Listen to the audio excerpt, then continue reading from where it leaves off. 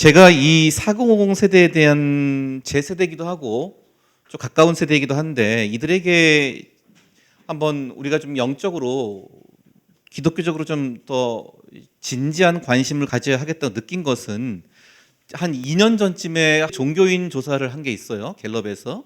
그때 보니까 굉장히 지금 한국 사회가 비종교화되고 있는데 비종교 인구는 20대가 많지만 20대 30대가 많지만 40대 50대는 뭐가 많냐면요. 탈종교 인구가 많아요. 그러니까 기존의 종교인이었다가 떠난 사람들이 굉장히 많았어요. 그래서 지금 40대 50대 종교인 비율 요 그림 보시면 4050 쪽에서는 마이너스 19% 마이너스 17% 가장 크게 이탈한 계층은 세대는 40, 50대였어요. 그러니까 뭔가 4050에 가서 이 신앙을 잃고 있다는 거죠. 이게 다 기독교만을 말하는 건 아니겠지만 상당수는 개신교가 높아요. 왜냐하면 자기의 과거, 그러니까 종교가 없는 사람들이 과거 종교가 뭐였냐라고 물으면 기독교가 제일 높아요. 항상. 그러니까 이 40대, 50대에서 이 종교 이탈률이 높고 그것은 또 교회로부터 이탈한 사람들이 높을 개연성이 충분하다는 겁니다. 원래 40대, 50대는 종교를 떠나는 시기가 아니에요. 사실은 종교로 돌아오는 시기예요. 이들이 뭔가 인생의 새로운 뭔가 의미도 찾아야겠고 지금까지 앞에 목표만 향해서 막 달려오다가 이제는 내가 좀 내 인생을 좀 돌아봐야겠다. 내 삶의 평안도 찾아야겠고 좀 외로움도 해결해야겠고 죽음의 문제도 고민하게 되죠. 그러니까 이때가 중년기에는 이 종교성이 다시 살아나는 시기거든요. 그런데 한국 사회에서는 지금 4050이 오히려 종교로부터 멀어지고 있는 종교에 대한 일반적인 이해하고는 좀 다른 현상이 벌어진 거죠. 그러다 그뿐만 아니라 한국 기독교를 신뢰하지 않는다는 그 응답이 세대별로 보시면 4050이 제일 높게 나와요. 기독교에 대한 비판적인 인식이. 코로나 이후 교회에 대한 호감도가 나빠졌다도 역시 4050이 제일 높게 나와요. 이런 것들을 볼 때 이 4050 세대가 상당히 그 종교성이 다시 강화돼야 되는 시기인데 오히려 지금 종교에 대해서 굉장히 좀 실망과 비판이 많은 그런 세대라는 것을 우리가 볼 수 있죠. 그래서 이 여러 가지 우리가 지금 이제 이 4050을 위한 전도적인 고민이 많이 되는 시대라고 생각합니다. 그러면 우리가 4050 세대를 위한 전도의 가능성, 이들을 위한 전도의 접촉점은 어떤 것들이 있는가를 보겠습니다. 첫 번째, 저는 굉장히 중요하게 보는 게 가족주의 문화예요. 전 세계 어디나 가족주의가 강하지만은 한국이 유독 강해요. 이게 30대 중반 이후부터 가족을 꾸리기 시작하면요, 굉장히 가족 중심적이 돼요. 그래서 가족은 나의 전부다라는 생각도 굉장히 한 40대들 가면 굉장히 강해요. 그리고 재밌는 거는 신앙생활을 더욱 열심히 하는 가족에게 동화될 가능성이 높다는 거예요. 물론 무시하고 안 날 가능성도 있죠. 심지어는 뭐 탄압할 가능성도 있죠. 그런데 대체로 보면은 더 생활 신앙생활 열심히 하는 가족이 동화될 가능성이 높다는 거예요. 외부인 전도보다는 가나안 성도와 명목상 신자 전도가 굉장히 중요할 것이다. 제가 이거 좀 더 좀 설명드리겠습니다. 자, 좀 전에 가족주의 얘기했죠. 가족주의. 제가 보세요. 자, 이승기라는 저 가수 연예인이 유명한 연예인이 군대에 있을 때 세례받은 거예요. 근데 얼마 전에 결혼한다고 하면서 손목 보세요. 염주를 지금 딱 차고 있죠. 불교로 개종했다 그랬어요. 그래서 교회 오빠에서 절 오빠로 바뀌었다. 이게 최근에 기사가 나왔어요. 왜냐하면은 자기가 결혼하려고 하는 신부 측이 불교 집안이기 때문에. 이게 우리나라에서는요, 이런 일이 빈번히 일어나요.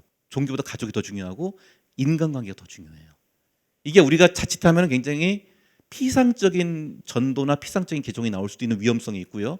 또 전략적으로 볼 때는 어떤 가족의 관계를 위해서 종교를 스위칭하는 게 우리나라 사람들은 큰 고민이 아니라는 거예요. 그래서 우리나라는 종교 이동이 많아요. 사실 서구인들은 종교를 바꾼다는 것은 굉장히 큰 결단이에요. 근데 우리는 종교를 쉽게 바꿔요. 종교보다 더 중요한 게 있기 때문에. 자, 그런데 물론 그렇게 해서 들어와도 제대로 회심을 하고 제대로 신앙에 헌신을 하고 그리스도인이 되는 것은 중요하죠. 기독교인들이 신앙에 대한 자신의 확신과 또한 다른 사람의 신앙을 나눠야겠다는 그런 전도 열정이 분명할수록 사실은 전도가 일어날 가능성이 높다는 얘기죠. 강한 가족에게로, 더 강한 신앙의 이웃에게로, 지인에게로 끌려갈 수 있다는 얘기예요. 자, 그래서 4050을 위한 전도는 가족을 통한 전도가 훨씬 더 중요하고 거의 대부분 여기서 이루어진다고 해도 과언이 아니에요. 그리고 4050에서 굉장히 중요한 전도는 가나안 성도와 명목상 신자예요. 교회 바깥에 있는 사람이 오는 것보다 교회라고 하는 이 울타리 근방을 걸치고 있는 사람들이 있어요. 가나안 성도들은 신앙이 있지만 교회를 떠난 사람들이죠. 신앙이 좀 없을 수도 있어요. 명목상 신자는 교회 안에 있지만 별로 신앙이 없는 사람들, 구원의 확신이 없는 사람들, 이들 굉장히 중요한 전도 대상이에요.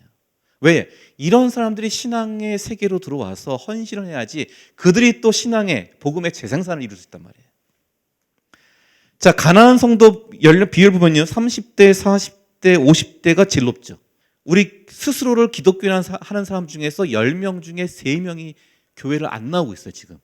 가나안 성도 비율이 지난 10년 전보다 거의 3배가 올랐어요. 이 코로나 영향도 있어요, 물론. 그리고 명목상 신자도 같이 좀 따로 볼게요. 구원의 확신이 없다는 사람들이 40대 37%, 50대 33%. 굉장히 높죠.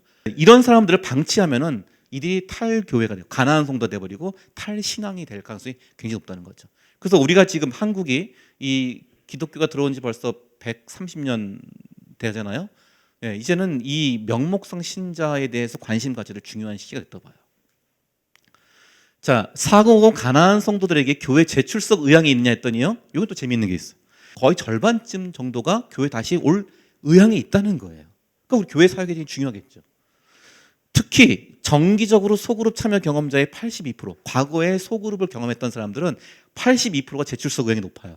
물론 이 표본이 좀 작습니다. 작아서 제가 이게 너무 강조를 못 하겠는데 교회에서 소그룹을 경험했던 사람들이 전체적으로 보니까 다 모든 지표가 좋아요.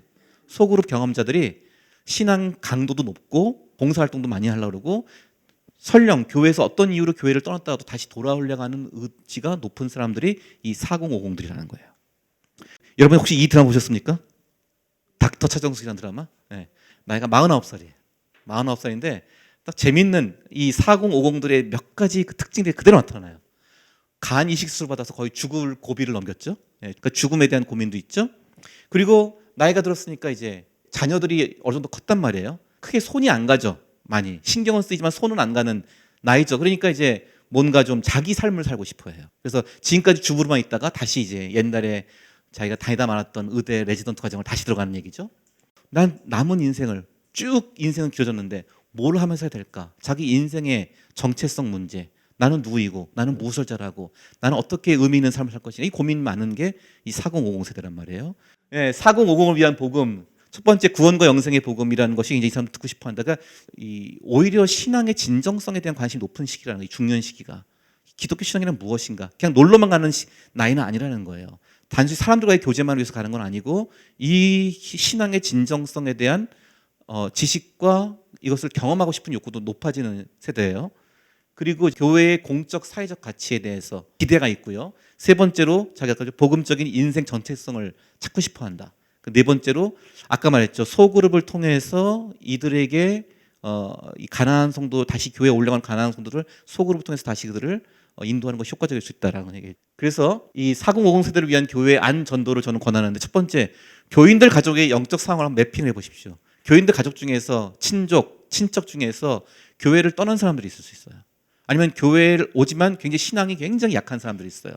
아까 명목상 신자, 가나안 성도를 매핑을 한번 파악을 하는 게 필요하다는 거예요. 교인들 중에서 교회 밖에서 너무 전도하려고 하지 마시고 그것도 해야겠지만은 교회 안에서 우리 교인들에게서 어떠한 가나안 성도와 명목상 신자가 있는지를 한번 발견해 보는 게 중요해요. 그다음에 먼저 그들을 위해서 기도해야죠. 기도로부터 시작하고요. 그리고 그러한 사람들 가나안 성도나 명목상 신자라 할지라도 교회의 영적 돌봄 체계 안에 있다는 걸 알려줄 필요가 있어요. 연락을 하고 혹은 기도를 해준다고 하고 가끔 뭐 신방도 할 수 있고요. 상담할 수도 있고요. 비록 교회를 떠났거나 교회 생활을 열심히 안 하더라도 그들도 우리의 관심 안에 있다는 것, 돌봄 안에 있다는 것을 알려줄 필요가 있어요. 자, 그다음에 이제 이런 사람들 좀 더 관계가 된다면 봉사 모임 혹은 양육 소그룹. 50 세대는 좀 봉사 활동을 원하고요. 40 세대는 좀 양육 모임을 원해요. 그러니까 이러한 소그룹으로 사람들을 초대할 수 있다. 그리고 이들을 결국 전도할 수 있는 사람들은 가족들이거든요.